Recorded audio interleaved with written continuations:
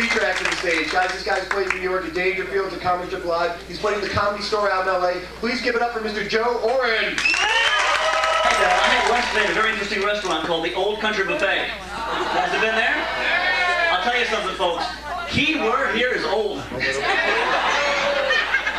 George Burns would feel young in that place. Yeah, I was the only one there without a coupon. I had to hike up my pants to my chin before I could walk in the freaking door. And they had two lines, regular and express. The express was for people without canes and walkers. Just go right on through. And maybe if you've been to the beach, as I'm sure all of us have, maybe you can help me answer this question. It's a predicament that's baffling me for many years.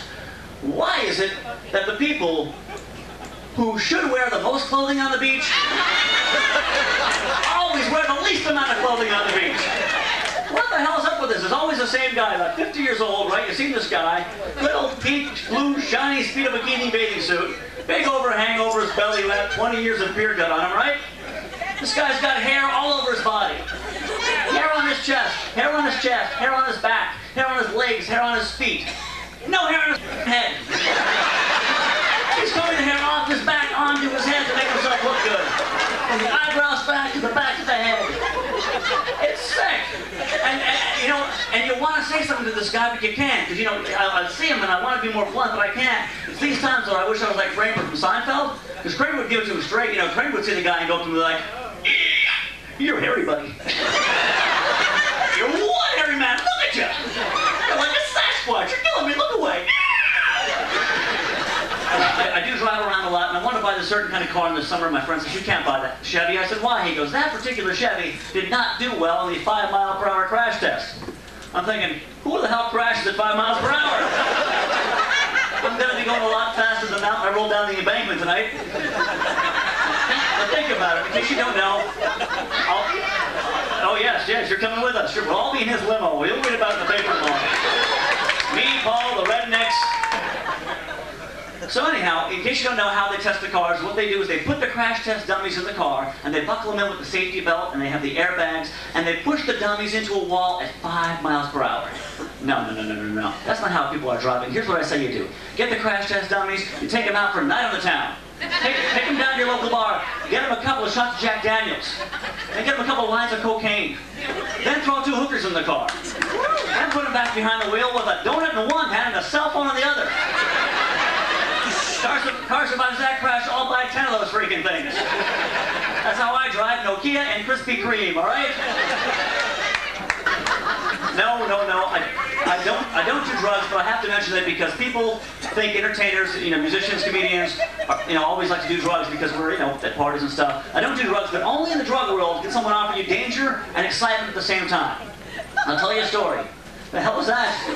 He was laughing at the Kramer from 10 minutes ago. That's okay. Keep rolling with it. That's all right. Enjoy yourself. Because the drug world is different. For example, my party last week, right? This guy comes up to me and goes, "Dude, man, you want some stuff?" I said, "No, thank you." He goes, "Mine's really good." I said, No, thanks. I don't do drugs." He goes, "Dude, I got the shit that killed John Belushi."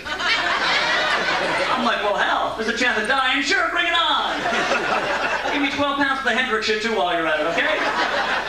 It's only in the drug world does that happen. You don't see 2 housewives walking down the street in Wilkes-Barre. "Beverly, Gladys, how are you?" "Oh, I'm fine." "What are you doing?" "Well, nothing." "Why don't you come to my house? I'll make us some lunch." "Really?" "Yeah, we'll have some sandwiches." "I've got the ham that killed Mama Cass." "I've got the cupcakes that killed John Candy." Well, be honest.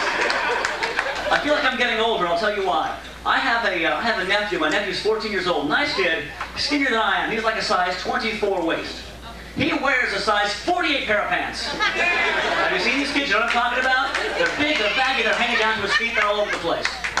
On the contrary, I have an 87-year-old uncle in West Palm Beach, Florida. He wears tight polyester pants up to his chin. And the odd thing is, they both have their underwear on the outside. But only my uncle gets the deal at the Old Country Buffet, so it's... Okay, what's your name, buddy? Stano. Stano? Your name is Stano? Stano, what are you doing? I'm a forklift. You're a what? Forklift operator. Forklift operator. What company do you do your forklifting for? Where do you do your forklifting? What company? Work processing. Work processing? Where's that?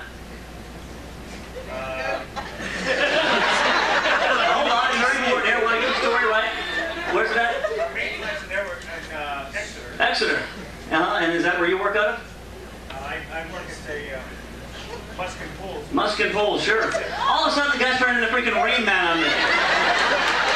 Yeah. I got a forklift. Yeah, I got a forklift driver. Yeah. I drive an Exeter. Only on the weekends. Yeah. Probably got my plan for. Yeah.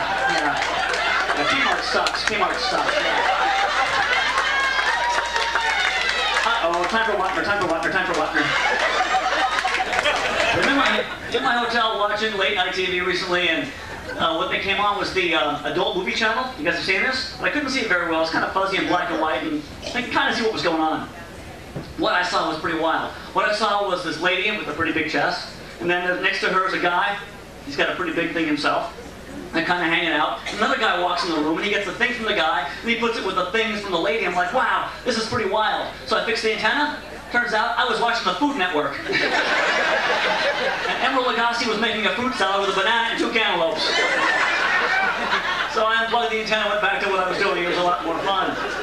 I'm single. I went out with a girl last week, and we're having a nice time. She had breast implants. So we're on the date having a nice time. I said, forgive me, miss, for sounding forward. I said, but are your breasts filled with silicone? She said, no, actually they're filled with a much safer saline solution. I thought, saline solution, nice. So I put my face in her chest. She said, what the hell are you doing? And I started cleaning my contacts. But of course, dating is very difficult. I was coming down tonight, and I thought, maybe I'll get lucky. It is Wilkes-Barre, so I thought I'd stop in the local drugstore and buy some, condoms from the Family Planning Center, which is actually the Family Avoidance Center, if you think about it. And I went past the name brand condoms, past the big fancy ones, went in the back. I got myself some Vinnie's glow-in-the-dark condoms. Yeah, I figured I bought a pack. I keep them in my car. Think about it, folks. I travel a lot. I'm on the road at night. You never know. My car might break down. I might not have a road flare. A glow-in-the-dark condom might come in handy. Of course, I have to be really excited about being broken down.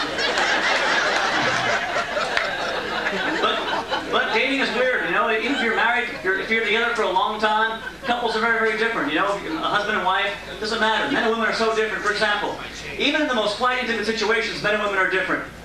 Even in bed, a girl is like, I love you, dear. You're so handsome. Let's cuddle. Very nice. Very, very sweet. On the contrary, in bed, a man might be inclined to say, open your mouth. I want to try something.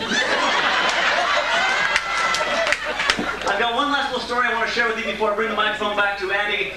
We talked about a lot of stuff tonight. You've got to be careful. You've got to, if you're dating, you've got to practice safe sex. It's very, very important. Of course, if you're smoking, they've got warnings on cigarettes. They tell you that smoking is bad, and they've got warnings on alcohol. But I think that they should have warnings on alcohol. But I want my warning to, really save me. I mean, if I'm in a bar at 2 a.m., I want my beer to say, warning, that girl is not as pretty as you think.